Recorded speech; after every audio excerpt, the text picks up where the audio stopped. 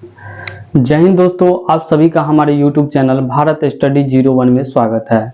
आज हम लोग इस वीडियो में जानेंगे कि आरपीएफ की जो वैकेंसी आई हुई है उससे रिलेटेड इस वीडियो में हम लोग जानेंगे कि इसका अप्लाई कब से कब होने वाली है और कांस्टेबल एंड एसआई पद के लिए जो एलिजिबिलिटी है, क्वालिफिकेशन क्या होना चाहिए, अप्लाई कब से कब होगा, एज लिमिट, क्वालिफिकेशन और इसके सिलेबस और इसका फिजिकल के बारे में हम लोग इस वीडियो में जानेंगे। तो चलिए वीडियो में आगे बढ़ते हैं। जैसा कि देख रहे हैं आप लोग, railway police constable and SI की जो वैकेंसी आई हुई है इसके बारे में हम लोग जानते हैं। तो दोस्तों, वीडियो में आगे बढ़ने से पहले आपसे एक रिक्वेस्ट है कि वीडियो को लाइक करें एंड चैनल को सब्सक्राइब करें, ताकि बिहार एंड सेंट्रल या ऑल स्टेट या सेंट्रल कि कोई भी अगर वैकेंसी आती है उससे रिलेटेड कोई भी नोटिफिकेशन आती है तो सबसे पहले आपको मिले। तो चलिए वीडियो में आगे बढ़ते हैं। जैसा कि आपको पता होगा कि आरपीएफ एसआई एंड कांस्टेबल के लिए 4660 पोस्ट के लिए वैकेंसी जारी हुई है। इसमें कांस्टेबल के लिए 4208 पोस्ट के लिए वैकेंसी है और अब हम लोग एसआई की बात करें तो एसआई के लिए 452 पोस्ट के लिए ये जारी किया गया है वैकेंसी। चलिए तो हम लोग अब अप्लाई डेट के बारे में जानेंगे। तो इसका अप्लाई आपको 15 अप्रैल 2024 से 14 मई 2024 तक इसका अप्लाई होगा। इसका अप्लाई डेट आप लोग जान गए हैं। अब हम लोग फी की बात करेंगे तो जनरल के लिए आपको 500 रुपया फी रखा गया है और एससी एसटी के लिए 250 फी रखा गया है। और इसमें दोस्तों एक बात का ध्यान रखिएगा, फी में आपको बैंक अकाउंट ऐड करना जरूरी है। मतलब कि फॉर्म भरते समय आपको बैंक डिटेल मांगा जाएगा, जिसमें आपको 500 रुपया अगर फी लगता है। अगर आप एग्जाम क्वालिफाई नहीं करिएगा तो 400 रुपया आपको रिफंड कर दिया जाएगा बैंक अकाउंट में। तो कभी भी कहीं भी फॉर्म भराने जाइएगा, साइबर में हो या कहीं भी, तो इसमें बैंक डिटेल अपना डालिएगा। ऐसा नहीं कि साइबर वाला बैंक डिटेल अपना डाल दे, नहीं तो रिफंड उसके अकाउंट में चला जाएगा। तो ये बात का ध्यान रखिएगा। अब हम लोग एज लिमिट की बात करें तो इसका एज का काउंट जो होगा 1 जुलाई 2024 के आधार पर इसका एज काउंट होना चाहिए।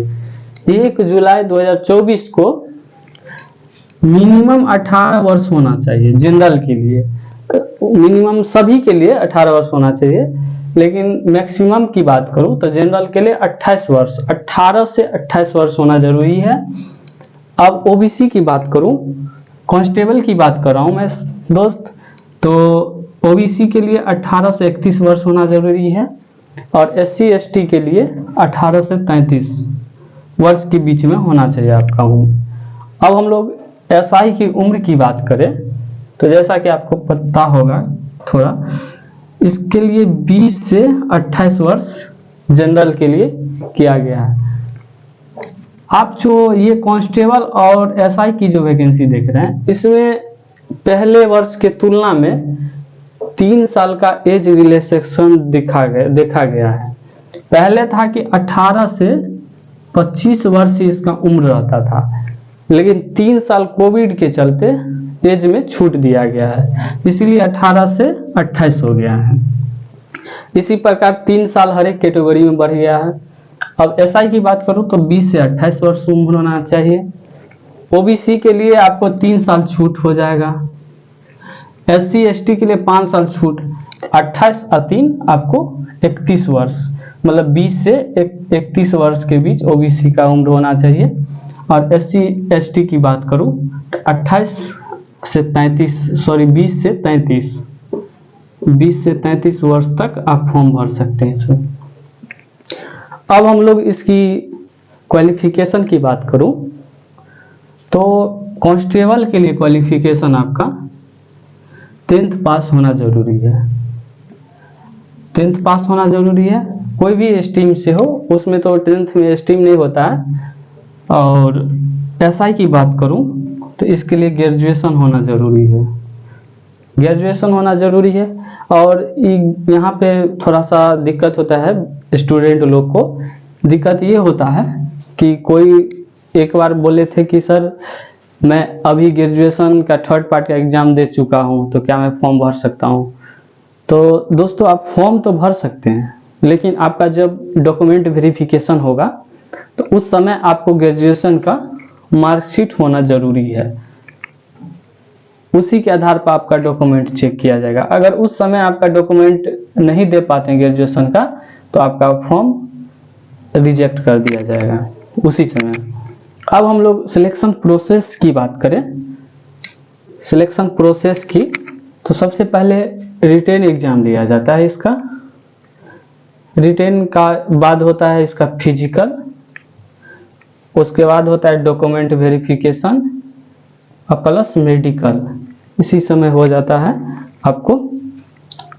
पहला हो गया रिटेन एग्जाम, दूसरा फिजिकल, डॉक्यूमेंट वेरिफिकेशन जिसको शॉर्टकट में हम लोग डीवी बोलते हैं, प्लस मेडिकल।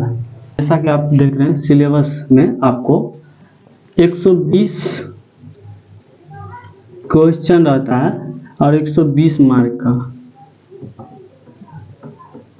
मतलब कि एक क्वेश्चन 1 मार्क का रहता है और 1/3 निगेटिव मार्किंग होता है।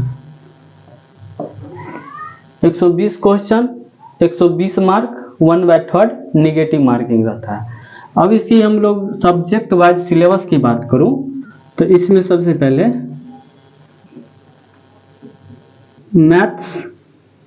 मैथ्स से 35 क्वेश्चन रहता है,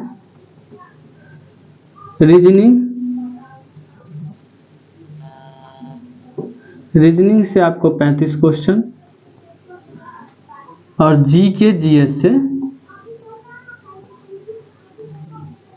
आपको 50 क्वेश्चन देखने को मिलता है।